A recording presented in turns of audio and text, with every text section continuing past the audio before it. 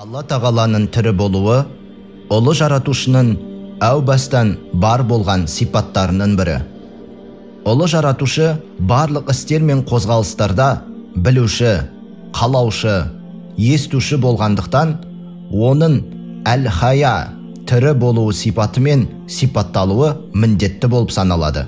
Яғни, Алла тағалаға тірі болу сипаты уәжіп болып есептеледі. Аспан мен жерді жаратушы, құлшылық қылуға лайық, еш нәрсеге мұқтаж емес. Керісінше, барлығы оған мұқтаж болған Алла тағаланың тірі болмауын жұмыр басты пенде ақылы ойына сыйдыра ала ма? Әлбетте, жоқ деп кесіп айта аламыз.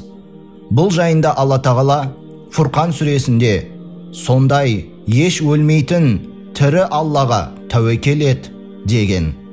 Басқа бір аятта Бақара сүресінде Алла, одан басқа еш тәңір жоқ, ол тірі, толық меңгеріп тұрушы делінген.